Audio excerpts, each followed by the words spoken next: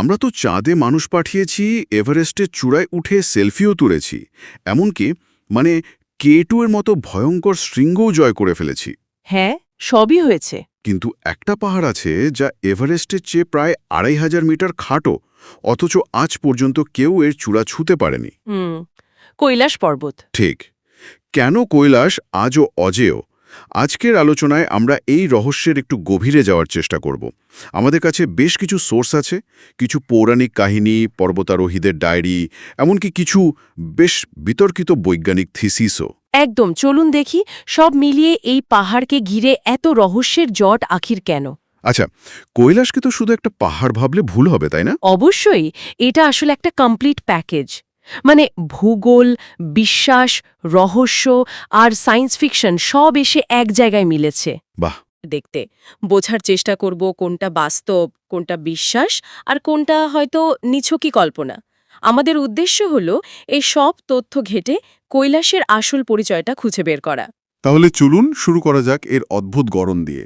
কৈলাসের ছবি দেখলেই কেমন যেন একটা খটকা লাগে।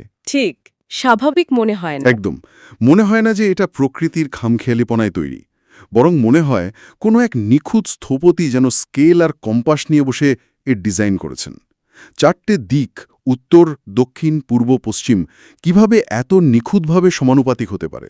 আর এই জ্যামিতিক পারফেকশন দেখেই তো। হ্যাঁ, রাশিয়াল গবেষক ডক্টর অ্যানাস্তাস মুলদাশেভ, উনি তো 1999 সালে একটা বোম ফাটালেন। একদম। উনি সরাসরি বলে দিলেন, কৈলাস কোনো প্রাকৃতিক পর্বত নয়, এটা আসলে একটা বিশাল এনার্জি পিরামিড। আক্ষরিক অর্থেই একটা পিরামিড।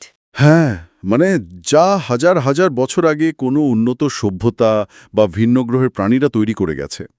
ব্যাপারটা শুনতে একেবারে সায়েন্স ফিকশনের মতো, তাই না? মুলদাশেভের তত্ত্বটা বেশ নাটকীয়। উনি আরও এক ধাপ এগিয়ে বলেছিলেন, এই পিরামিডটা আসলে পৃথিবীর একটা পাওয়ার স্টেশন হিসেবে কাজ করে। Power station? হ্যাঁ, যা উত্তর ও দক্ষিণ মেরুর শক্তির মধ্যে ভারসাম্য রাখে। এখন একটা জিনিস পরিষ্কার করে বলা ভালো, যে আধুনিক বিজ্ঞান এই তত্ত্বকে এক বিন্দুও সমর্থন করে না।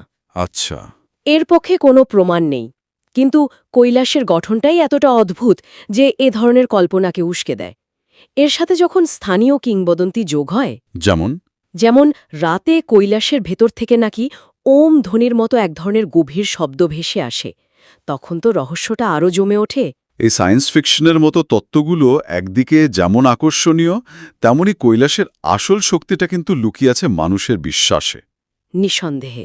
পৃথিবীর আর কোনো একটা পাহাড়কে নিয়ে বোধহয় এতগুলো ধর্ম একমত হয়নি। এটা সত্যি অদ্ভুত যে 4টি প্রধান ধর্ম এই এক পর্বতকেই তাদের পবিত্রতম স্থান বলে মনে করে। আপনি দারুণ একটা পয়েন্ট তুলেছেন। আর এই 4টি ধর্মের সংযোগও কিন্তু বেশ গভীর। হিন্দু ধর্ম মতে এটা তো দেবাদিদেব মহাদেবের বাসস্থান। একদম, সপরিবারে তিনি এখানেই বাস করেন। আমাদের পুরাণের হাজারো গল্পের কেন্দ্রবিন্দু এই কৈলাস। ঠিক। আবার বৌদ্ধদের কাছে যদি যাই, তাদের কাছে এটি হলো পবিত্র মেরু পর্বত। তাদের বিশ্বাস অনুযায়ী এটিই হলো ব্রহ্মাণ্ডের কেন্দ্র বা অ্যাক্সিস মুন্ডি, যা স্বর্গ আর পৃথিবীকে এক সুতোয় বেঁধে রেখেছে। হ্যাঁ, এখানে তাদের প্রধান দেবতা দেমচোক বা চক্র সম্বর তার সঙ্গিনী বজ্র বরাহকে নিয়ে বাস করেন। আর বাকি দুটো ধর্ম, জৈন আর বন ধর্ম, তাদের কাছে এর তাৎপর্য কি? জৈন ধর্মেও এর গুরুত্ব বিরাট। তাদের প্রথম তীর্থঙ্কর ঋষভনাথ এখানে মোক্ষ বা নির্বাণ লাভ করেছিলেন, তাই তারা এই পবিত্র স্থানকে অষ্টপদ বলে ডাকে। অষ্টপদ? আর চতুর্থ ধর্মটি হল তিব্বতের প্রাচীন বন ধর্ম। তাদের বিশ্বাসে কৈলাস হল ইয়ুং দ্রুং গুসেক, অর্থাৎ 9তলা স্বস্তিকা পর্বত। বা কি দারুণ নাম! এটি তাদের আকাশের দেবী সাইব গ্যালমোরের আবাস। একবার ভাবুন, একটাই ভৌগোলিক স্থান, অথচ 4টে ভিন্ন ভিন্ন ফিলোসফির মানুষ একে নিজেদের আধ্যাত্মিক কেন্দ্রবিন্দু হিসেবে দেখছে। এর পেছনে নিশ্চয়ই কোনো গভীর ঐতিহাসিক বা সাংস্কৃতিক কারণ আছে। অবশ্যই। আর এই হিন্দু সংযোগের সূত্র ধরেই তো বাঙালির দুর্গাপুজোর সঙ্গে কৈলাসের একটা গভীর আবেগের সম্পর্ক তৈরি হয়েছে। হ্যাঁ, আমরা সেই প্রসঙ্গে একটু পরে আবার আসব। ঠিক, কিন্তু তার আগে পর্বতের গঠন নিয়ে আরও কিছু অদ্ভুত প্রতীকী ব্যাপার আছে। যেমন এর দক্ষিণ দিকের দেওয়ালে একটা লম্বা ফাটল দেখা যায়। অনেকে বলেন ওটা নাকি শিবের মেরুদণ্ড। ঠিক তাই। শুধু তাই নয়, পশ্চিম দিকের দেওয়ালে বরফ আর পাথরের খাঁজে সূর্যাস্তের সময় আলো ছায়ার খেলায় এমন একটা আকৃতি তৈরি হয় যা দেখলে হুবহু মহাদেবের মুখের মতো মনে হয়। সত্যি। হ্যাঁ, উত্তর দিকটা আবার দিনে সূর্যের আলোয় গণগণে লাল দেখায় আর রাতে চাঁদের আলোয় রূপোর মতো ঝকঝক করে, আর পূর্ব দিকটাকে গণেশের মাথা কাটার পৌরাণিক কাহিনীর সঙ্গে যুক্ত করা হয়। মানে সব দিকেই কিছু না কিছু প্রতীকী তাৎপর্য রয়েছে। একদম।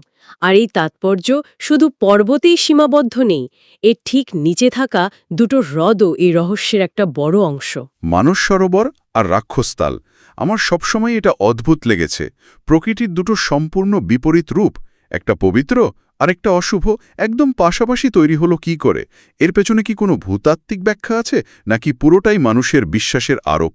চমৎকার প্রশ্ন। ভূতাত্ত্বিক ব্যাখ্যা অবশ্যই আছে। মানস সরোবর মিঠা পানির হ্রদ, কারণ এর জলের উৎস হল হিমবাহ এবং এর জল বেরিয়ে যাওয়ার রাস্তাও আছে। আচ্ছা।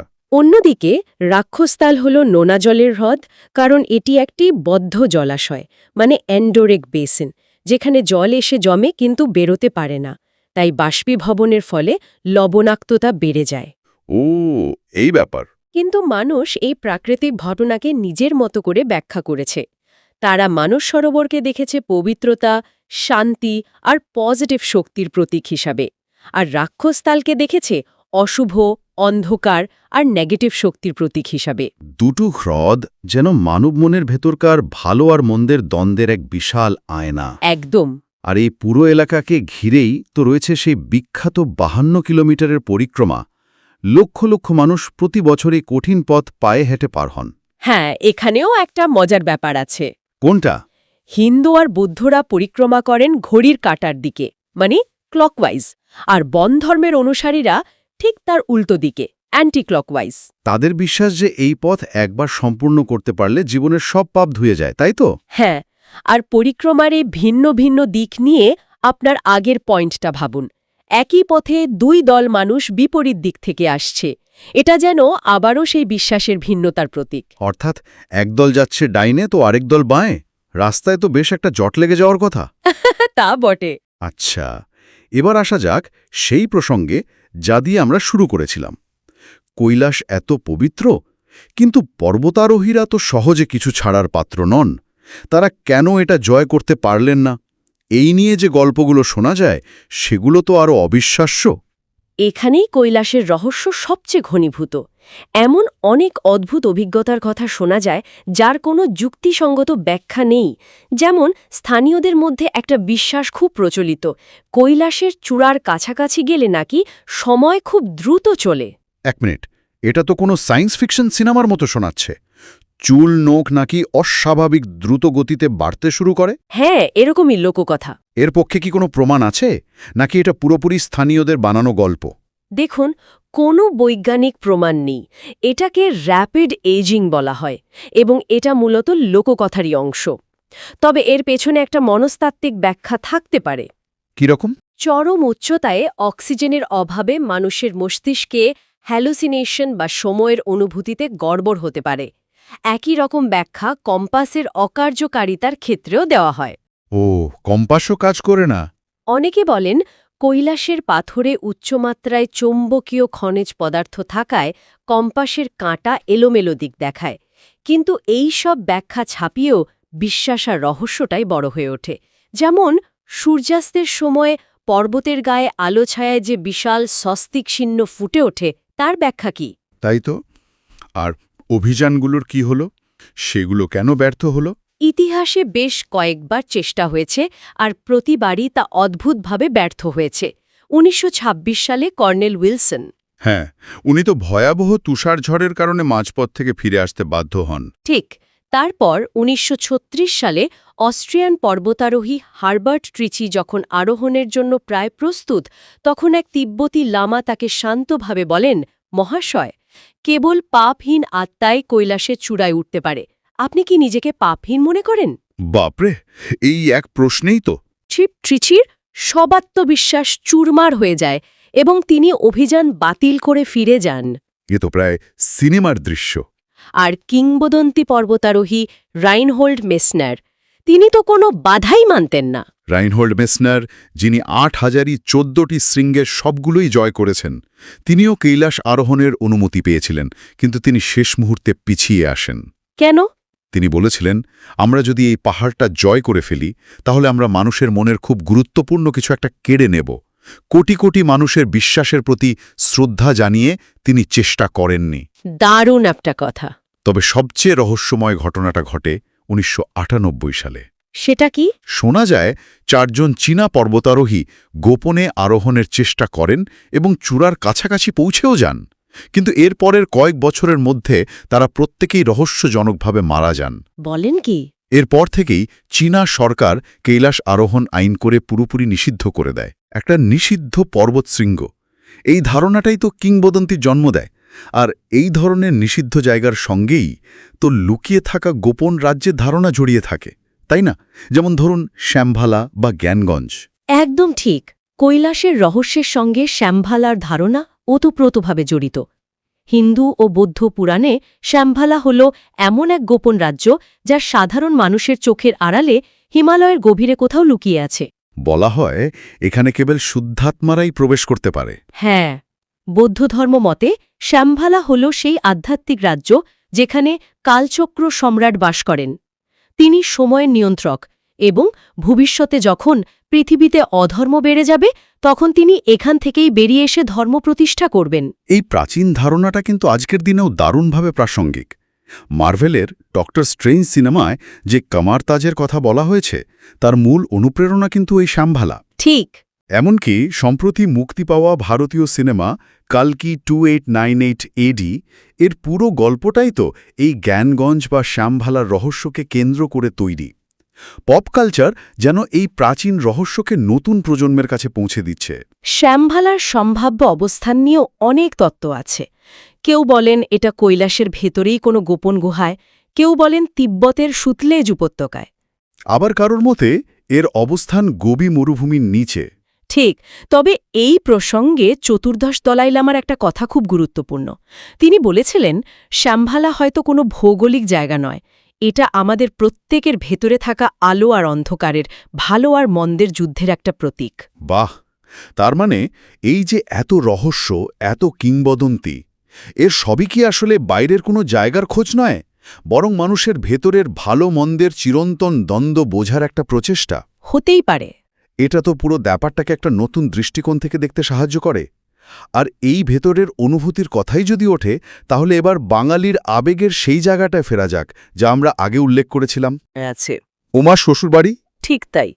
দুর্গাপুজোর সময় আমরা বিশ্বাস করি দেবী দুর্গা তার স্বামী মহাদেবের ঘর অর্থাৎ কৈলাস থেকে পৃথিবীতে তার বাপের বাড়িতে আসেন।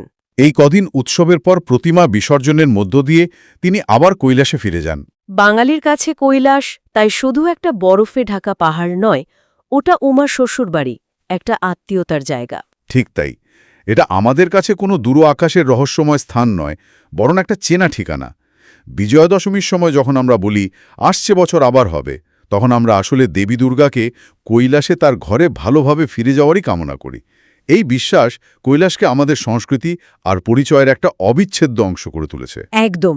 তাহলে পুরো আলোচনাটা যদি এক জায়গায় আনা যায়, আমরা দেখছি কৈলাস কেবল একটা অজেয় পর্বতশৃঙ্গ নয়, এটা যেন একটা জীবন্ত সত্তা, যেখানে বিজ্ঞান, বিশ্বাস, রহস্য আর আবেগ মিলেমিশে একাকার হয়ে গেছে।